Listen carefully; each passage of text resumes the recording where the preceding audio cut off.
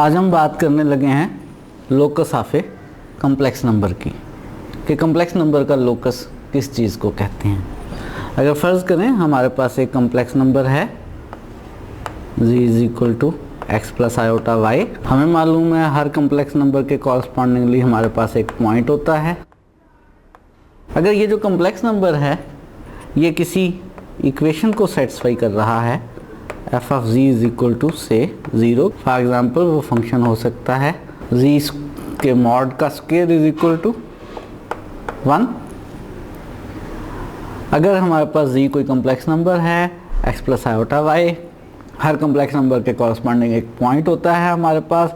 वो complex number अगर किसी इक्वेशन को सेटिस्फाई कर रहा है और आप वो सेट ले लेते हैं जिस सेट में वो सारे पॉइंट्स ले लेते हैं R2 के प्लेन के, जिनके लिए ये इक्वेशन कम्प्लेक्स नंबर वाली सेटिस्फाई हो रही है, f of g is equal to 0 आ रहा है हमारे पास।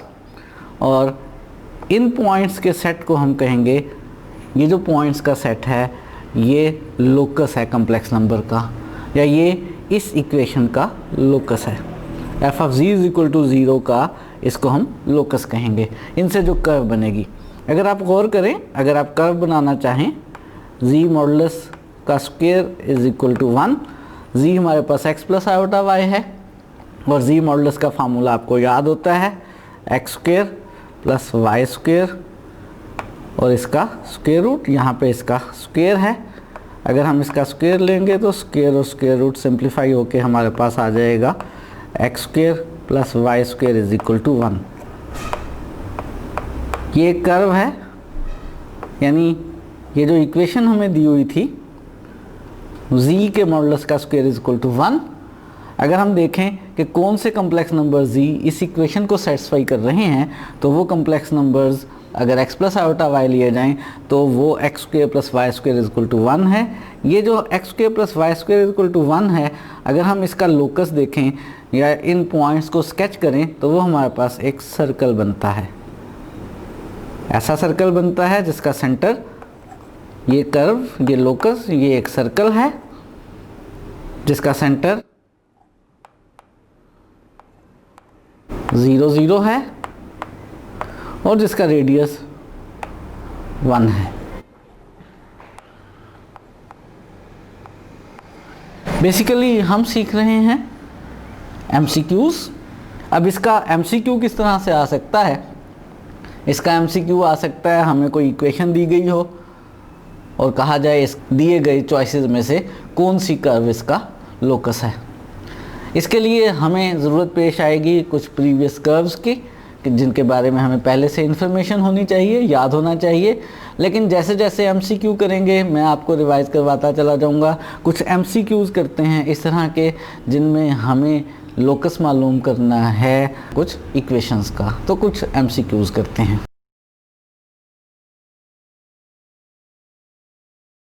एक MCQ करने लगे हैं और MCQ आपके सामने है। मालूम करना है हमने लोकस, और किस इक्वेशन का लोकस मालूम करना है, z-5 का मॉडुलस इज इक्वल टू 6 का लोकस चाहिए। ऑप्शंस हैं, हो सकता है कि लोकस सर्कल हो, एलिप्स हो, सर्कल विद रेडियस 6 हो, या circle with centre 5 0 and radius 6 हो। लोकस मालूम करते हैं x और y की फॉर्म में, क्योंकि हमें x और y की फॉर्म में इक्वेशंस का कुछ अंदाज़ा है। मैं आपको वैसे याद करवा देता हूँ। जो एलिप्स की इक्वेशन होती है वो होती है x square over a square plus y square over b square is equal to 1 वाली। सर्कल, अगर हम जनरल इक्वेशन की बात करें सर्कल की, तो वो होती है X minus H square plus Y minus K square is equal to R square. अगर ये सर्कल की इक्वेशन हो तो इस सर्कल का सेंटर जो है वो एच और के होता है और जो रेडियस है वो आर होता है। देखते हैं यहाँ पे क्या है। हमने देखा है कि कम्प्लेक्स नंबर z को हम x प्लस आयोटा वाई लिखा करते हैं, तो इस इक्वेशन में जो उसने दी हुई है z की जगह हमने x प्लस आयोटा वाई लिखा -5 का मॉडुलस। Is equal to 6। इसको सिंप्लीफाई करना है। मॉडुलस हल करने के लिए complex number a plus iota b की फॉर्म में होना चाहिए, तो हम इकट्ठा कर रहे हैं इसमें x और 5 को। ये दोनों रियल नंबर हैं। हमारे पास ये बन जाएगा x minus 5 plus iota y का मॉडुलस इज इक्वल टू 6। अब मेरे पास ये कम्प्लेक्स नंबर है किस शेप में, x माइनस 5 इसका रियल पार्ट है और y इसका इमेजिनरी पार्ट है। और मॉडुलस कैसे हल हुआ करता है, x का स्क्वायर रियल पार्ट का स्क्वायर यानी x माइनस 5 का square plus imaginary part y का स्क्वायर और इस सारे का square root is equal to 6। और स्क्वायर रूट ख़त्म करने के लिए अगर हम स्क्वायर कर लें तो हम इसको लिख सकते हैं x माइनस 5 का square plus y square is equal to 6 का स्क्वायर। और ये देखें ये किस शेप की बन गई है, ये बन गई है इस शेप की। इसमें ये 5 माइनस हो रहा है, यहाँ y में से कुछ माइनस नहीं हो रहा, तो ये सर्कल है जिसका सेंटर 5 और 0 है।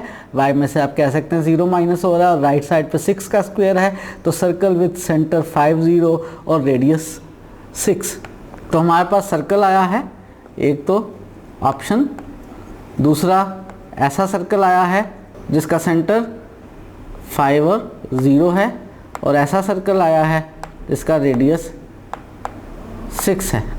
अब ऑप्शंस में एक ऑप्शन को तो हम बिल्कुल क्लियरली रिजेक्ट कर सकते हैं कि ये एलिप्स नहीं आई है, सर्कल आया है लोकस। बाकी तीन ऑप्शंस सर्कल है, सर्कल विद रेडियस 6 है और circle with centre 5 0 and radius 6 है। सर्कल है बिल्कुल सही ऑप्शन है, सर्कल विद रेडियस 6 है बिल्कुल हमारा सर्कल भी विद रेडियस 6 है, और ऑप्शन डी है सर्कल जिसका सेंटर 5 0 और रेडियस 6, ये ऑप्शन भी ट्रू ऑप्शन है। अब अगर ऑप्शंस एक से ज़्यादा ट्रू हों तो किस ऑप्शन को सिलेक्ट किया करते हैं, याद रहे जब एक से ज़्यादा ऑप्शंस ट्रू हों तो उस ऑप्शन को सिलेक्ट किया करते हैं जो बेस्ट चॉइस होती है, जो ज़्यादा एक्यूरेट होती है। हमारे पास जो इस वक्त ऑप्शन सी है वो सबसे ज़्यादा एक्यूरेट ऑप्शन है। इसमें हर बात गिवन है, हमें मालूम है सर्कल का सेंटर भी, रेडियस भी और ये भी कि सर्कल है, ये तीनों बातें इसमें मौजूद हैं। पहली ऑप्शन को हम नहीं सिलेक्ट करेंगे, इसमें सिर्फ सर्कल कहा गया, जबकि हमारा सर्कल तो है लेकिन और इन्फॉर्मेशन भी हमारे पास मौजूद है सर्कल के बारे में। इस तरह ऑप्शन सी में सर्कल विद रेडियस 6 कहा गया है। सर्कल विद रेडियस 6 होते हैं लेकिन उनके सेंटर डिफरेंट हो सकते हैं, जबकि हमें सेंटर भी गिवन है कि कितना है, 5 और 0 सेंटर है। तो हमारी ऑप्शन डी जो है वो इस वक्त बेस्ट चॉइस है, तो ऑप्शन डी को हम सिलेक्ट करेंगे। नेक्स्ट क्वेश्चन है, हमने लोकस मालूम करना है। हमें एक कम्प्लेक्स इक्वेशन गिवन है, real of z plus 2 is equal to -1, और इसका लोकस हमारे पास ऑप्शन है, हो सकता है सर्कल हो सकता है स्ट्रेट लाइन हो, x इज इक्वल टू -3 हो, ये भी बेसिकली स्ट्रेट लाइन ही है, और हो सकता है पैराबोला हो। मैं आपको याद करवा देता हूँ कि पैराबोला किस शेप का होता है। पैराबोला जो है वो y square is equal to 4ax shape का होता है। वैसे 4 तरह के डिफरेंट पैराबोलाज होते हैं, मैंने एक आपको याद करवा दिया है, बाकी आप खुद याद कर सकते हैं। स्ट्रेट लाइन जो है अगर हम जर्नल देखें तो किस शक्ल की होती है, ax plus by is equal to c shape की, और x इज इक्वल टू -3 भी एक स्ट्रेट लाइन ही है। अब यहाँ पर क्या है, इसको सॉल्व करते हैं और देखते हैं क्या है। हमें हल करना है रियल z की जगह मैं यहाँ लिख रहा हूँ इसमें x plus iota y, complex number को हम x प्लस आयोटा y लिखेंगे, और हमने लेना है इसका रियल पार्ट। रियल पार्ट पहले ज़रा इसको अरेंज करते हैं। ये कम्प्लेक्स नंबर किसी को भी हमने लिखना हो तो पहले अरेंज करेंगे। इसमें हमारे पास बगैर आयोटा के 2 टर्म्स हैं और आयोटा वाली एक टर्म है, ज़रा अरेंज कर लेते हैं। बगैर आयोटा वाली टर्म्स इकट्ठी कर लेते हैं। बगैर आयोटा वाली 2 टर्म्स हैं, x प्लस 2 और फिर प्लस आयोटा y। अब इसमें से हमारे पास एक रियल पार्ट है और एक इमेजिनरी पार्ट है। ये जो ग्रीन कलर का है ये रियल पार्ट है, और ये जो है y ये इमेजिनरी पार्ट है।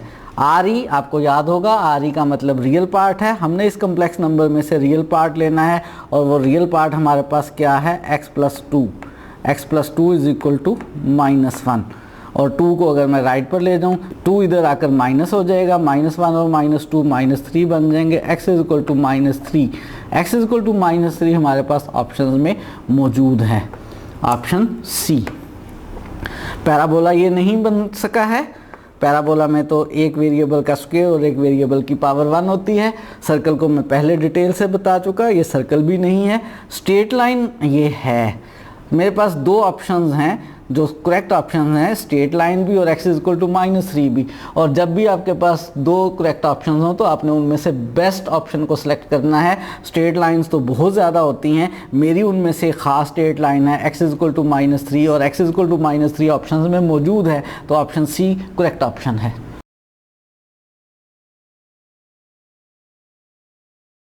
एक और MCQ आपके सामने है, लोकस मालूम करना है एक इक्वेशन का, और जो इक्वेशन है वो है हमारे पास argument of z is equal to π/3 और इसके लिए हमारे पास ऑप्शंस हैं, नीचे गिवन है ऑप्शंस। ये ऑप्शंस अगर आप स्कोर से देखें तो स्ट्रेट लाइंस हैं, लीनियर इक्वेशंस हैं तो स्ट्रेट लाइंस हैं। अलबत्ता दो के अंदर रिस्ट्रिक्शन है कि स्ट्रेट लाइन होने के साथ साथ उनमें x के पॉजिटिव होना भी ज़रूरी है। गिवन इक्वेशन को सॉल्व करते हैं, आर्गूमेंट हल करना है हमने। कम्प्लेक्स नंबर z को हम commonly x plus iota y लिखते हैं और आंसर है π/3। आर्गूमेंट में कैपिटल A डला हुआ है। कैपिटल A हमें याद है कि कैपिटल A में आर्गूमेंट हो तो वो क्या होता है, 0 से पाई के दरमियान होता है और -π से 0 तक, यानी बेसिकली -π से पाई के दरमियान आर्गूमेंट होता है। यहाँ पे आर्गूमेंट का आंसर राइट साइड पे गिवन है π/3 और आप गैस कर सकते हैं कि π/3 कहाँ बनता है। यहाँ पे 0 होता है, यहाँ पे π/2 होता है। एंगल अगर हम एंटी क्लॉकवाइज मूव करें, यहाँ पे एंगल पाई होता है और क्लॉकवाइज मूव करते हुए ये नीचे को -π/2 होता है और यहाँ पर -π होता है और यहाँ पे हमारे पास एंगल है π/3। π/3 कहाँ बनेगा, फर्स्ट क्वाड्रेंट में। इसका मतलब है हमारे पास फर्स्ट क्वाड्रेंट में आर्गूमेंट है और हमें याद होना चाहिए फर्स्ट क्वाड्रेंट में x भी पॉजिटिव होता है और फर्स्ट क्वाड्रेंट में y भी पॉजिटिव होता है। हम इसका आर्गूमेंट हल करते हैं। फर्स्ट क्वाड्रेंट में मैंने आपको बताया था आर्गूमेंट सॉल्व करने का तरीका क्या है, टेंजेंट इनवर्स y/x। तो टेंजेंट इनवर्स y/x हो गया π/3 और टेंजेंट इनवर्स ख़त्म कर लें तो टेंजेंट π/3 हो जाएगा राइट पर जाकर, और टेंजेंट π/3 या कह लें टेंजेंट 60। टेंजेंट 60 की वैल्यू हमें याद है 3 का स्क्वायर रूट होती है, तो यहाँ से x को उधर ले जाएं, y इज इक्वल टू 3 का स्क्वायर रूट x। ये हमारे पास आंसर आ गया है। ये आंसर हमारे पास मौजूद है ऑप्शन ए में भी और ऑप्शन बी में भी। ऑप्शन सी और ऑप्शन डी आप बहुत आसानी से रिजेक्ट कर सकते हैं, लेकिन ऑप्शन ए और ऑप्शन बी में से थोड़ा सा मसला है कि किसको सिलेक्ट किया जाए। एक फाइनल चॉइस हमारी सिर्फ कोई एक ऑप्शन ही होगी, दो ऑप्शंस हमारी फाइनल चॉइस नहीं होंगी। ये वाली जो है बेसिकली पूरी स्ट्रेट लाइन है, इसमें x और y पे कोई पाबंदी नहीं है। x और y पॉजिटिव भी हो सकते हैं, नेगेटिव भी हो सकते हैं, जबकि यहाँ पर हमने देखा है आर्गूमेंट निकालते हुए कि फर्स्ट क्वाड्रेंट में है तो x और y को पॉजिटिव होना चाहिए और इस पार्ट बी के अंदर x उसने पॉजिटिव दिया हुआ है, y नहीं बताया हुआ। लेकिन अगर इस इक्वेशन में आप x को पॉजिटिव लेंगे तो ऑब्वियसली y भी पॉजिटिव ही निकलेगा। तो x पॉजिटिव और y पॉजिटिव का भी अगर हम साथ में इस्तेमाल करें तो y इज इक्वल टू 3 के स्क्वायर रूट x के साथ साथ x पॉजिटिव और y पॉजिटिव होने का इस्तेमाल करके हम फाइनल कंक्लूजन ड्रा कर रहे हैं कि हमारी ऑप्शन बी जो है वो करेक्ट ऑप्शन है। ऑप्शन ए जो है वो 100% करेक्ट नहीं है। ये पूरी स्ट्रेट लाइन है, जबकि हमारी जो स्ट्रेट लाइन बन रही है, अगर मैं इसको स्केच करना चाहूँ तो ये स्ट्रेट लाइन हमारी फर्स्ट क्वाड्रेंट में बन रही है। यहाँ पर एंगल π/3 लेते हुए जिस लाइन का एंगल π/3 बनेगा ये वो वाली स्ट्रेट लाइन है, ओरिजिन से इस साइड पर नहीं है, जबकि y इज इक्वल टू 3 का स्क्वायर रूट x वाली लाइन जो है वो ओरिजिन से इस साइड पर भी होगी। नेक्स्ट क्वेश्चन है हमारे पास, locus of imaginary of z is less than 0। Locus हमने मालूम करना है, किस इक्वेशन का लोकस मालूम करना है, किस यहाँ इस दफ़ा इक्वेशन की बजाय इनइक्वालिटी है। तो imaginary of z less than 0 इसको सॉल्व करते हैं। ऑप्शंस हैं lower half plane, upper half plane, right half plane, left half plane. थोड़ी सी हो सकता है आपको अजीब लग रही हो, ये ऑप्शंस आपने सेकेंड ईयर के चैप्टर नंबर 5 में पढ़ी हुई हैं। लोअर हाफ प्लेन का मतलब होता है ये वाला पोर्शन जिनमें y लेस देन 0 होता है, ये लोअर हाफ प्लेन है।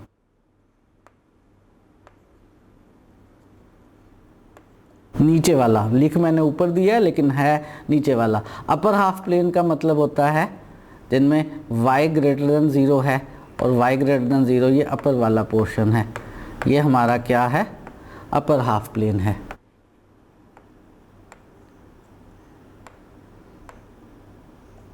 और मैं आपको याद करवा दूं कि राइट हाफ प्लेन और लेफ्ट हाफ प्लेन क्या होता है। अगर ये हमारे पास x और y एक्सिस हैं, राइट गेस करें क्या होगा, राइट वाला जो है वो हमारे पास ये y एक्सिस से राइट साइड पे, ये हमारे पास क्या होगा, राइट हाफ प्लेन। अब मैं पूरी वर्डिंग नहीं लिख रहा, राइट से बाकी आप अंदाज़ा खुद लगा लें, राइट हाफ प्लेन है।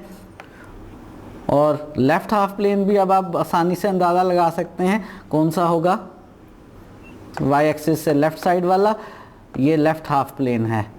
लेफ्ट हाफ प्लेन के लिए x हमेशा लेस देन 0 होगा, राइट हाफ प्लेन के लिए x हमेशा ग्रेटर देन 0 होगा, लोअर हाफ प्लेन के लिए y लेस देन 0 और अपर हाफ प्लेन के लिए y ग्रेटर देन 0। अब देखते हैं यहाँ पे गिवन को सॉल्व करके कि क्या बनता है। गिवन को सॉल्व करते हैं, निकालना है हमने, इमेजिनरी पार्ट लेना है, z हमारे पास x प्लस आयोटा y होता है, x प्लस आयोटा y का इमेजिनरी पार्ट हमने लेना है और उसे ले लेना है लेस देन 0। इमेजिनरी कौन सा है इसमें से आप आसानी से देख सकते हैं, इमेजिनरी पार्ट y है, यानी इमेजिनरी इसमें से लेंगे तो y लेस देन 0, और y लेस देन 0 हमने देखा है कौन सा है, लोअर हाफ प्लेन। तो हमारी फाइनल सिलेक्शन क्या हुई, लोअर हाफ प्लेन, ये हमारी चॉइस है। नेक्स्ट क्वेश्चन है, नेक्स्ट क्वेश्चन में पूछ ये रहा है कि the line x is equal to 1 is the locus of, इस दफ़ा लोकस बता दिया है, किस इक्वेशन का लोकस है, किस कम्प्लेक्स इक्वेशन का लोकस है, वो कम्प्लेक्स इक्वेशन हमने बतानी है। यानी उल्ट हिसाब है, इससे पहले तक एक कम्प्लेक्स इक्वेशन दी होती थी, उसको x और y में चेंज करके हम अंदाज़ा लगाते थे कि लोकस क्या है। इस दफ़ा हमें लोकस दिया हुआ है, और लोकस दिया हुआ है हमें ये y इज इक्वल टू 1, ये लाइन है, ये किस इक्वेशन का लोकस है वो हमने हल करके देखना है। तो हम पहली इक्वेशन को सॉल्व करते हैं। पहली आंसर में जो है हमारे पास a को देखते हैं, आर्गूमेंट ऑफ z का मतलब है x प्लस आयोटा y, इसका आर्गूमेंट हमें गिवन है, किसके इक्वल है, 1 के। आर्गूमेंट कैसे निकालते हैं, tan inverse y over x से, tan inverse y over x is equal to 1, और टेंजेंट उधर चला जाएगा, टेंजेंट 1 का कोई आंसर आ जाएगा, y is equal to x of tangent 1। Tangent 1 का आंसर जो भी आएगा वो हम कैलकुलेटर से देख सकते हैं, लेकिन एक अंदाज़ा लगा सकते हैं कि x इज इक्वल टू 1 कम अज़ कम नहीं बनेगा, यानी ये ऑप्शन नहीं है। ऑप्शन बी को सॉल्व करते हैं, रियल ऑफ z, रियल और z का मतलब है x plus iota y, x plus iota y में से हमने लेना है रियल पार्ट। रियल पार्ट क्या है हमारे पास इस कम्प्लेक्स नंबर में, इस कम्प्लेक्स नंबर में हमारे पास रियल पार्ट है x, तो हम इस x को इक्वल टू 1 ले लेंगे, हमारे पास इक्वेशन बन जाएगी x इक्वल्स टू 1, और x इक्वल टू 1 ही उसने दी हुई थी। इसका मतलब है ये लोकस है किसका, real of z is equal to 1 का। लेकिन देख लेते हैं बाकी ऑप्शंस को भी। इमेजिनरी ऑफ z, अगर मैं यहीं से इमेजिनरी ऑफ z को सॉल्व करने की कोशिश करूं तो इमेजिनरी ऑफ z का मतलब है इमेजिनरी पार्ट, और इमेजिनरी पार्ट यहाँ पर y है, यानी y इज इक्वल टू 1, और y इज इक्वल टू 1 नहीं है। और आखिरी बात है d में आर्गूमेंट ऑफ z, अगर मैं यहीं से देखूं आर्गूमेंट ऑफ z यानी d पार्ट को, मैं कहूँ जी tangent inverse y over x जो है वो इक्वल है किसके, π/4 के। याद रहे, एक तो ये भी याद रहे कि π/4 के जब हम ले रहे हैं तो फर्स्ट क्वाड्रेंट है, यानी x भी पॉजिटिव है और y भी पॉजिटिव है, और उस उधर ले जाए टेंजेंट π/4 जो है 1 होता है, तो y over x is equal to 1 या y is equal to x वाली लाइन बन रही है। लेकिन वो भी लाजमी बात है, गिवन इक्वेशन नहीं है, गिवन इक्वेशन तो x इज इक्वल टू 1 था। तो हमारी फाइनली करेक्ट ऑप्शन कौन सी है, ऑप्शन बी हमारी करेक्ट ऑप्शन है।